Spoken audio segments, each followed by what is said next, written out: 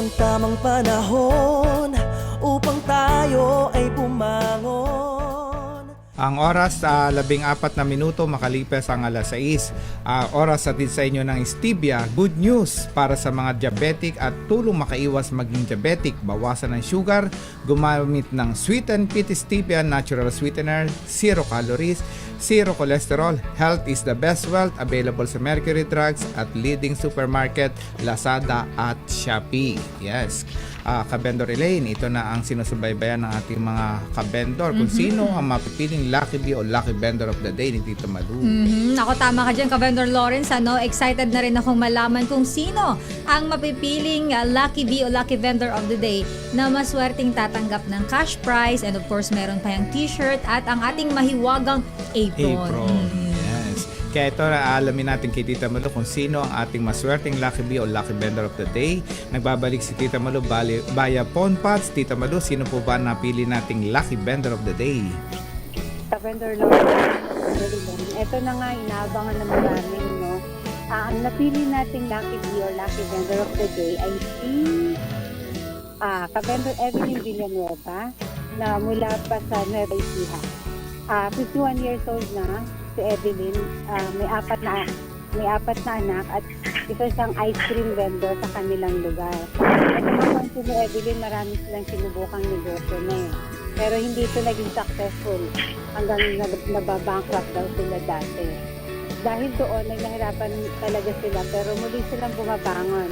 At ngayong year, only this year lang sila nagsimula magtinda ng ice cream sa kanilang lugar. No?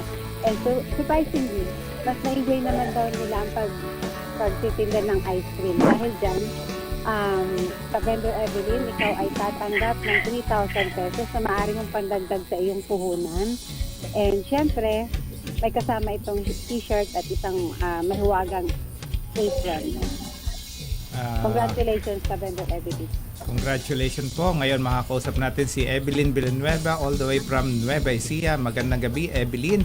Bilib naman kami sa iyo sa katatagan. Kahit bumagsak ang negosyo mo, ay pilit na bumabangot at maging kabendor ulit. Magandang gabi ulit sa iyo, Evelyn. Magandang gabi din po sa inyo. Una po, masasabi ko, maaga regalo namin sa inyo yung 3,000 pesos cash mula kay Tita Malu. Ano po ang gagawin nyo dito?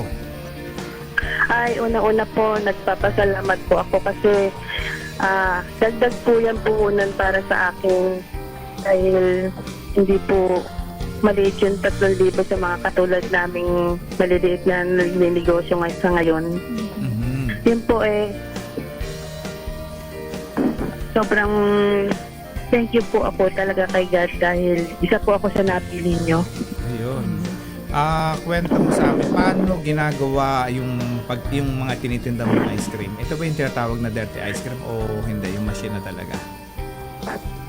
Actually po, yung machine po namin is ano na po siya na tinitimpla na lang po yung premix and then may sukat po ng tubig na inihahalo doon, tapos pag na-mix na po siya, ilalagay na lang po siya sa machine.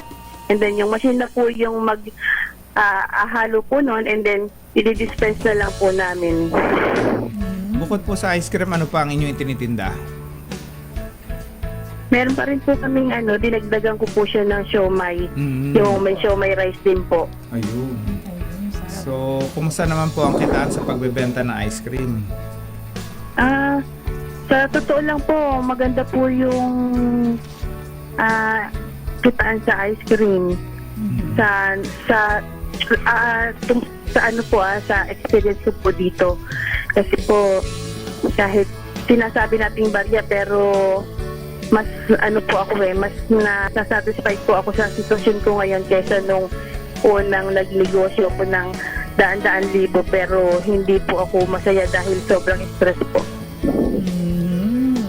Ako, magandang gabi po and congratulations Ate Evelyn Villanueva, si Ka-Vendor Elaine po ito.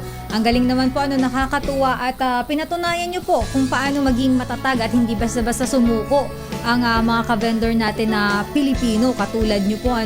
Ate Evelyn, paano nyo naman po naisipang magtinda ng ice cream, ang dami-dami naman pong ibang pwedeng itinda, bakit po ice cream yung inyo pong naisipang itinda?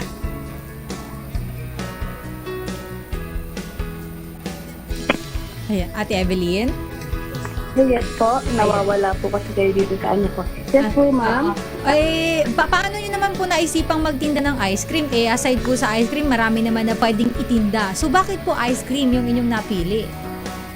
Actually po, di nga po ba, nasabi ko na po sa inyo nung una na nanggaling na po kami sa marketing, and then nag-bakery pa kami, and then nag-canteen pa po kami, pero lahat po na yun hindi po kami nag-success po sa ganon.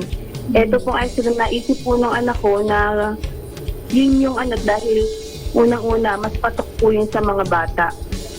And then, yung location, doon po kami ng location kung saan yung maraming bata. Yun nga pinapili namin sa school.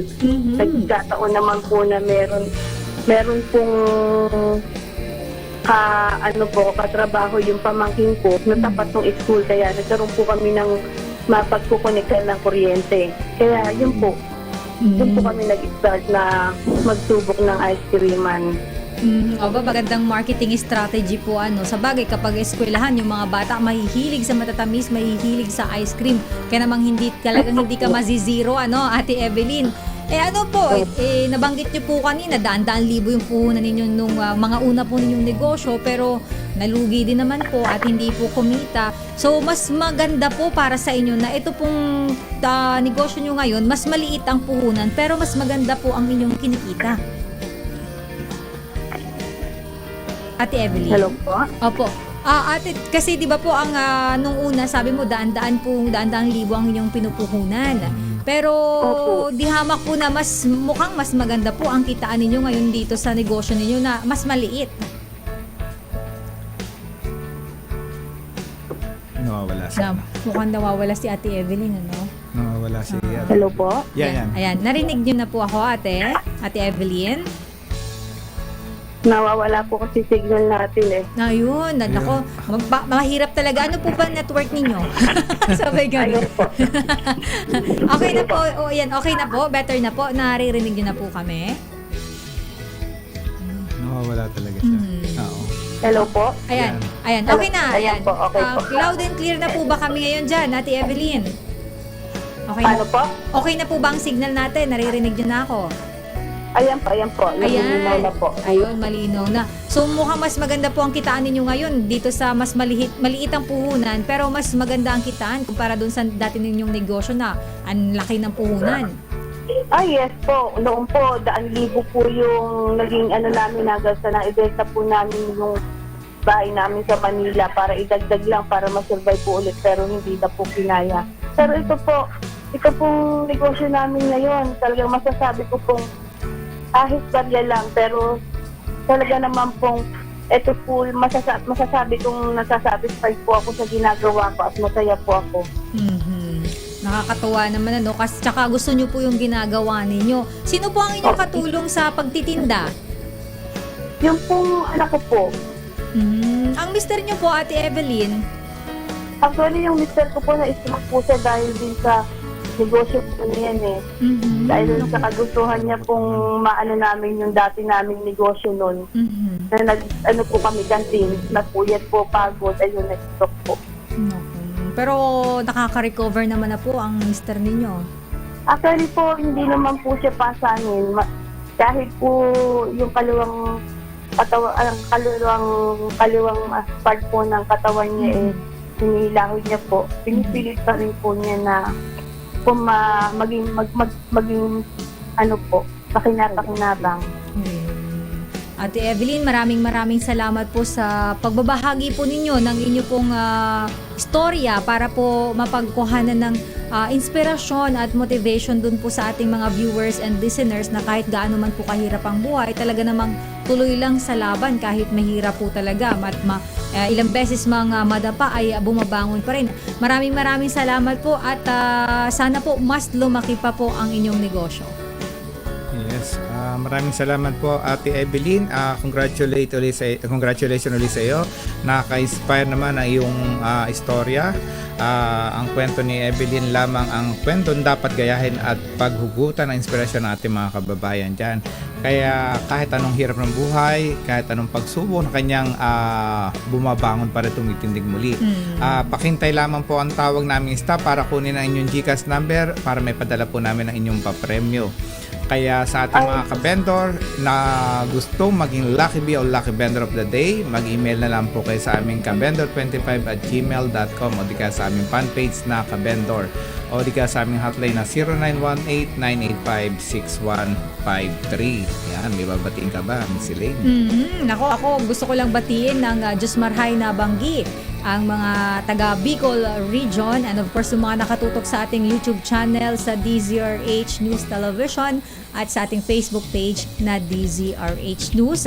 And of course, pwede nyo rin po kaming mapanood sa cable channels nationwide po yan at mapapakinggan din po sa inyong mga radyo via 666 kHz. Yan, happy viewing kay Police Corporal JM Maranan Moog ng Cuenca PNP. Marami pa kaming sorpresa sa inyo. Huwag kayong aalis, tutok lang dahil magbabalik pa rin ang Kabendor, sumbungan ng maninindang Pilipino.